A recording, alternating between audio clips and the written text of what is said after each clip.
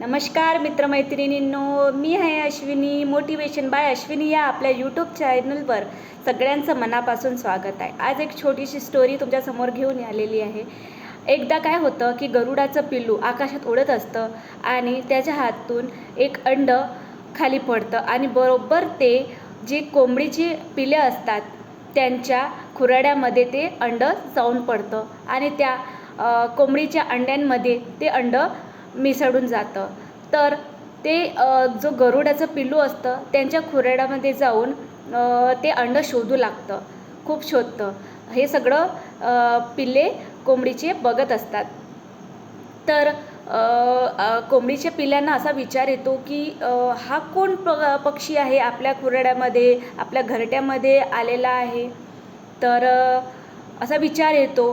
तो खूप शोधत असतो. गरुड सतत आणि सतत आपल्या अंड्याला बघत असतो की माझं अंडं कुठं पडलेलं आहे. तर एक दिवस कोंबडी आपल्या पिल्लांना सांगते. पिल्ले तिला विचारतात की आई, आपलं जे अंडे आहेत त्याच्यामध्ये हे जे पक्षी आहे ते आपलं अंडं शोधत आहे. तर हे पक्षी आहे तरी कोण? तर तेव्हा कोंबडी आपल्या पिलांना म्हणते की हा गरुड आहे, पक्ष्यांचा राजा आहे. तर हा तर खूप वेगवानपणे म्हणजे उडतो. आपण का बरं उडू शकत नाही? आपण पण तर पक्षी आहोत. तर तेव्हा कोंबडी आपल्या पिलांना म्हणतात की आपण त्याचा बरोबरी करूच शकत नाही, त्याची बरोबरी आपण करूच शकत नाही, कारण की आपण जमिनीवर वास्तव्य करतो आणि तो आभाळात उडत असतो. तो पण जमिनीवर येत असतो, परंतु आपण त्याच्या एवढी गती आणू शकत नाही. ही कोंबडी आपल्या पिलांना सांगत असते.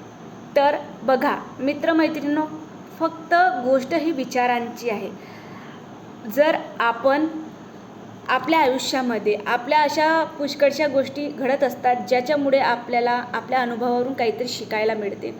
आज ते गरुडाचं पिल्लू आपलं अंड पडलेलं कोंबडीच्या खुराड्यामध्ये शोधत होतं आणि हे कोंबडीच्या पिल्ल्यांना माहीत नव्हतं आणि गरुडाला कदाचित त्या पिल्लांबद्दल पण माहिती नसेल, कारण की दोन्ही शेवटी पिल्लू आहेत. त्यांच्या परिवारातल्या लोकांनी, कुटुंबातल्या लोकांनी त्यांना त्यांच्याबद्दल माहिती सांगितलेली आहे. तर मित्रमैत्रिणींनो, माझं म्हणणं फक्त एवढंच आहे की विचार आणि अप्लाय करणं हे आपल्याला पद्धतशीरपणे आलं पाहिजे. बघा, कारण की हे एक छोटंसं म्हणजे स्टोरी आहे. म्हणजे सांगण्याचा अर्थ एवढाच होता माझा की आपण आपल्या फक्त विचारांना वाव दिला पाहिजे. आपण विचार केला तर खूप काही करू शकतो मित्रमैत्रिणींनो. आता हे जग जाहीरच आहे की कोंबडीचे पिल्लू गरुडा एवढं उडू शकत नाही, परंतु जर आपण त्याचा विचारच केला नाही तर आपण तेवढीच मानसिकता घेऊन जगत असतो. कमीत कमी आपण प्रयत्न तर केलाच पाहिजे.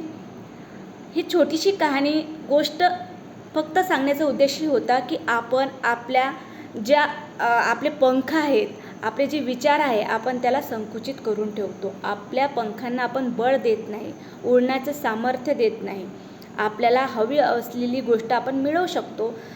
फरक फक्त एवढाच आहे की त्याच्यासाठी काही लोकांना खूप प्रयत्न करावं लागतं आणि काही लोकांना ती गोष्ट नशिबाने मिळत असते.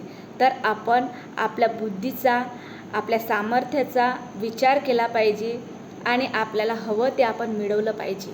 प्रयत्न तर आपण नक्कीच करू शकतो. ते म्हणतात ना, प्रयत्नार्थी परमेश्वर.